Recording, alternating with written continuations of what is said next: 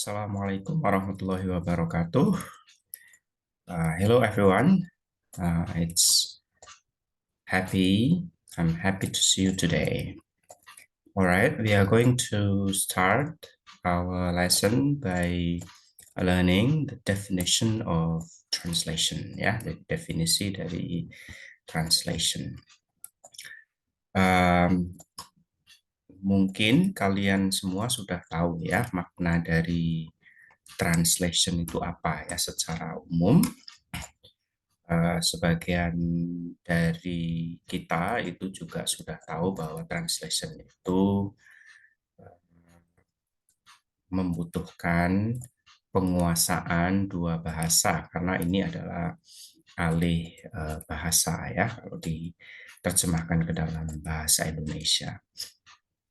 However, we need to learn definition of translation based on some experts. Yeah. Okay. Let's start with what Nida says. This name, Nida, is a very respectable name in the field of translation. Ya, Nida itu seperti nama yang dewanya ya. Dia banyak menelurukan teori-teori seputar terjemahan. Oke, kita bisa lihat translating, ya, according to Nida, itu reproducing in the receptor language the closest natural equivalent of source language message. Jadi menurut Nida, translating itu adalah reproduksi ulang ya atau mereproduce ya, ulang apa yang direproduce yaitu the closest natural equivalent.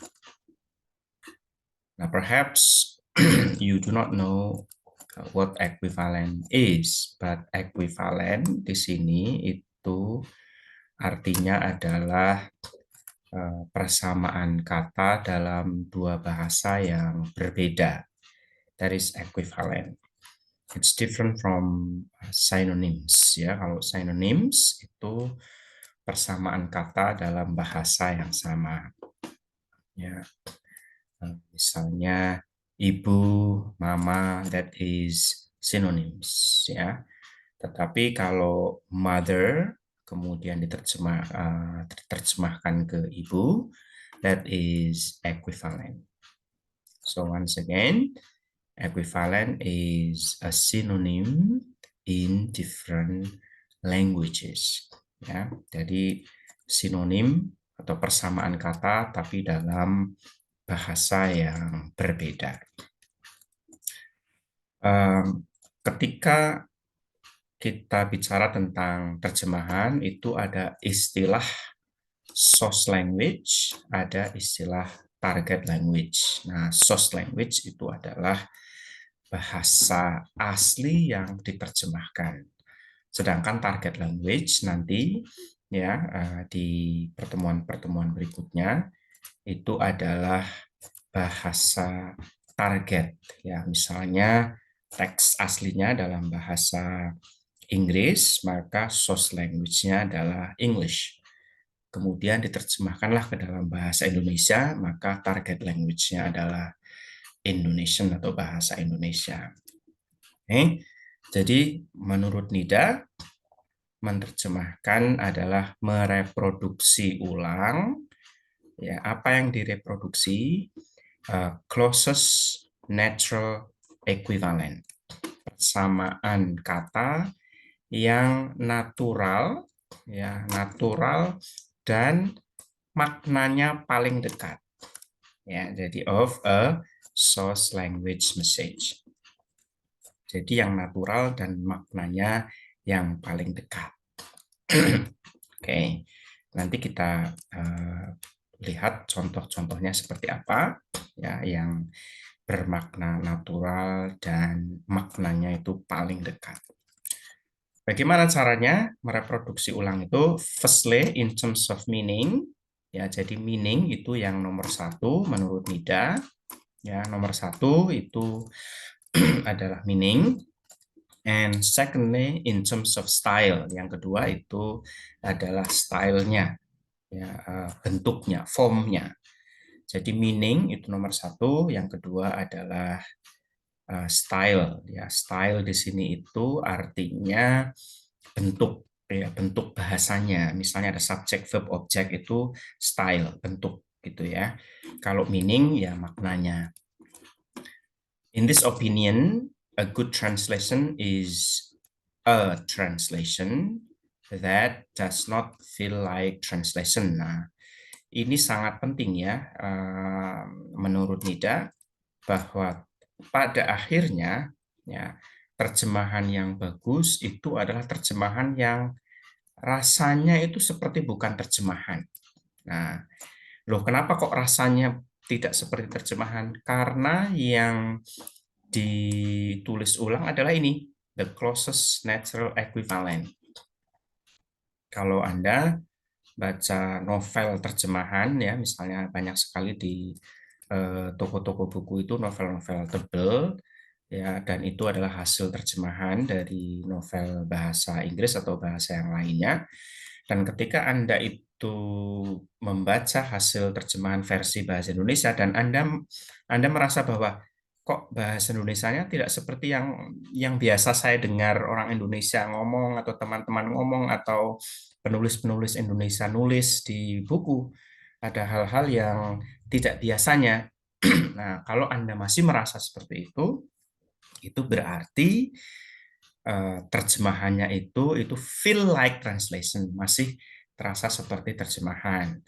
Tetapi kalau Anda itu membaca hasil terjemahannya dan Anda merasa bahwa there is nothing wrong with the Indonesian, ya, tidak ada masalah dengan bahasa Indonesianya, ini sama persis seperti novel-novel yang ditulis oleh pengarang Indonesia. Nah, itu berarti terjemahannya itu tergolong terjemahan yang bagus menurut Nida, ya, karena Nida itu berpendapat bahwa a good translation is a translation that does not feel like translation. Ya.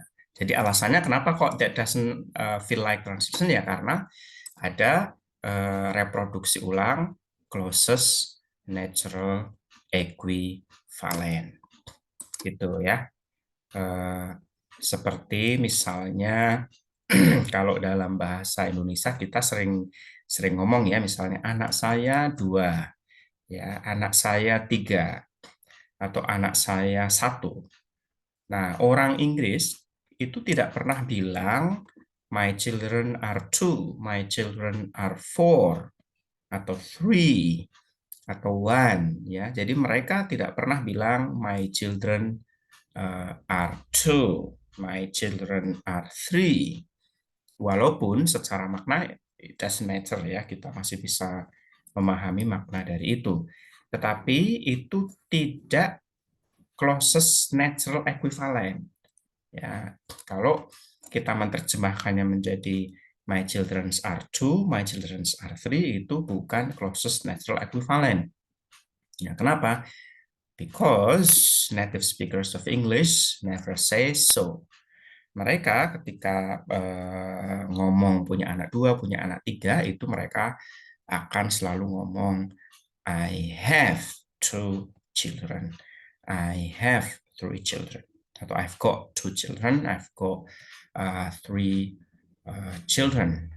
Yeah. Never do they say my children are 2, my children are 3, my children are 4. Gitu ya, contoh dari closest natural equivalent. Oke, while Larson ini juga termasuk dedengkotnya terjemahan. Larson implies that translation consists of translating the meaning again, ya, same as Nida, that meaning is number one. Ya, meaning itu nomor satu. Jadi ketika kita menerjemahkan, Nida dan Larsen itu setuju bahwa it is the meaning, ya, which should be held constant. Ini ya, jadi maknanya lah yang harus tetap dibuat konstan, ya. Konstan itu tidak berubah, begitu. Jadi yang berubah itu apa? Only the form changes, hanya formnya saja. Yang dalam nida tadi dijelaskan bahwa form itu nomor dua. Ya, nomor satu adalah meaning, nomor dua adalah form atau style, ya. Sama, Larsen juga sama, bahwa translation itu consist of translating the meaning of the source language into the receptor language. Receptor language itu target language, ya. Jadi bahasa tujuan ketika kita menerjemahkan. This is done by going from the form of a second language by way of semantic structure. It is meaning which is being held or being transferred and held constant, and only the form changes. Kalau kita lihat full pernyataan dia itu seperti ini. Translation is a change of form. Ya, of course, it's a change of form. Karena bentuknya berubah, I menjadi saya menjadi I, begitu. Speaking language is to refer to actual words, phrases, clauses, sentences, paragraph, etc., which are spoken or written. Translating a text means replacing the form of language into another. Yeah, it implies that translation is basically done by going from the form of the first language to the form of the second language by way of semantic structure. Only the form changes, and the meaning is transferred without correction. This is the important point, ya, menurut Larsen, bahwa meaning is transferred without correction. Jadi maknanya itu jangan sampai berubah, ya, jangan sampai tidak sampai, begitu. Jadi maknanya harus sampai. Oke. Dan yang ketiga itu menurut Newark. Ya, Newark itu defines translation as rendering meaning of text into another language in the way that the researcher intended the text. Ya. Artinya apa? Artinya render. Ya, render itu ya mentransfer tadi, ya. Meaning, lagi-lagi meaning itu nomor satu, ya. Jadi meaning yang menjadi concern dari terjemahan. Ya. Researcher di sini itu artinya adalah translator, gitu, ya. He argues that there are 8 methods of translation that is based on purpose. Yeah, other besides the consideration for whom the translation be done. 4 of the 8 methods oriented to the source language and the other 4 oriented to the target language. Oke. Jadi sekali lagi antara Nida, Larsen, dan Work itu setuju, ya, bahwa translation itu adalah transferring the meaning, ya, atau rendering the meaning, atau reproducing the message, ya. Jadi mereproduksi ulang maknanya, message-nya ke dalam bahasa tujuan dengan menggunakan kata-kata yang closest, ya, yang paling dekat, natural, yang memiliki makna asli, begitu, ya. Jadi kalau ada orang bilang I love chicken, itu tidak bisa diterjemahkan menjadi saya mencintai ayam, gitu, ya. Karena love dalam konteks ini itu maknanya sangat menyukai, ya. Jadi I love chicken itu bukan berarti saya mencintai ayam, tapi saya sangat menyukai ayam, ya. Saya suka ayam, artinya suka makan ayam. Ayam adalah makanan favorit saya, itu begitu terjemahannya, ya. Nah, seperti yang dimaksudkan oleh orang Indonesia. Oke. right? Dan ketika menerjemahkan ini ada banyak elemen yang harus diperhatikan. Ya, yang pertama adalah SL writer, jadi siapa penulis source language-nya. Jadi SL itu adalah source language, tadi sudah. Di sini ada TL ya, TL itu artinya target language. Jadi ketika menerjemahkan itu bukan hanya mengganti kata per kata dari bahasa asal ke bahasa target, tetapi banyak sekali yang harus diperhatikan ya, seperti siapa penulisnya, norma-norma masyarakat di sana yang berlaku dengan norma-norma masyarakat yang target language-nya. Ya, misalnya novel remaja ya dalam bahasa Inggris ya terbitan Amerika misalnya. Itu mungkin norma-norma di sana itu seperti kata-kata berciuman gitu ya, berpelukan erat dan sebagainya itu mungkin sudah biasa menjadi norma ya, nilai kemasyarakatan di sana. Tapi kalau diterjemahkan ke dalam bahasa Indonesia itu menjadi novel yang bernuansa pornografi. Nah, sehingga kita harus sebagai penerjemah harus tahu bahwa tidak semua norma, kebiasaan, ya nilai-nilai masyarakat di novel yang akan diterjemahkan itu diterjemahkan apa adanya ke dalam bahasa dengan norma yang berbeda. Ya mungkin kata-kata berciuman begitu ya apa berpelukan erat itu mungkin bisa diganti dengan kata-kata seperti bergandengan tangan. Nah, seperti itu. Nah, itu harus menjadi perhatian dari penerjemah. Sedang culture-nya ya, budayanya. Ya, budaya misalnya Halloween ya atau budaya Thanksgiving. Nah, itu di culture kita kan nggak ada. Nah, kita harus aware.